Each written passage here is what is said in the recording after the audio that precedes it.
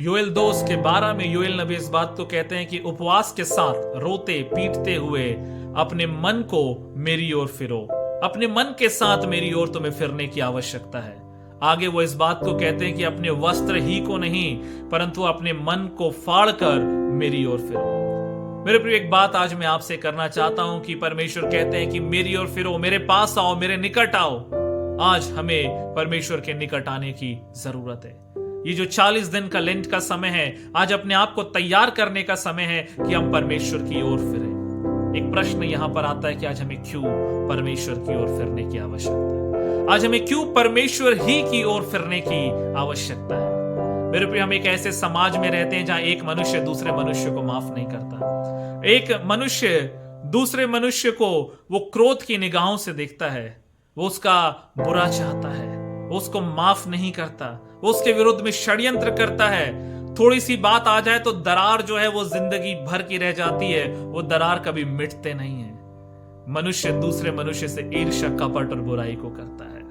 अपने पास बुलाने में, बैठाने में, अपने साथ संगति करने में वो उससे ईर्ष्या और कपट को करता है। लेकिन परमेश्वर कहते हैं कि मेरी ओर फिरो, क्योंकि परमेश्वर करुणा निधान है, वो दयालु परमेश्वर है।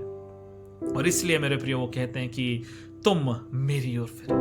संसार माफ नहीं करता, लेकिन परमेश्वर माफ करने को तैयार है। संसार प्रेम नहीं देता, परमेश्वर प्रेम देने को तैयार है। संसार आपकी गलती को भूलता नहीं है, लेकिन परमेश्वर आपकी गलती को भुलाकर आपको अपने करीब लाना चाहता है। उड़ाव पुत्र जब कुकर में अपनी संपत्ति को उड़ा देता है, जब वापस आता है तो लिखा हुआ है कि जब वह दूर ही पर था तो पिता उसे देखकर तरस खाता है और उसके करीब आता है, उसे बहुत चूमता है और उसे गले लगाता है।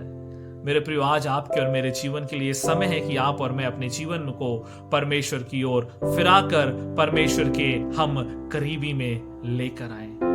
वो दयालु परमेश्वर है। योना नबी के विषय में हम देखते हैं कि परमेश्वर उसे निनवे जाने को कहता और वो तरशीश को भाग जाता है। जब उससे पूछा जाता है तो वो इस बात को कहता है परमेश्वर से कि मैं जानता था, 4 अध्याय में वो कहता है कि मैं जानता था कि तू उन पर दया करेगा और इसलिए मैं वहां नहीं गया। मेरे प्रिय, परमेश्वर दयालु परमेश्वर है। गिफ्टी आतिका नाम की एक स्कॉलर है और वो इस बात को कहती है, to repent is to return to God. To repent is to return to God. अर्थात अगर आप पश्चाताप करना चाहते हैं तो उसकी ओर फिर जाएं, उसके करीब में आए।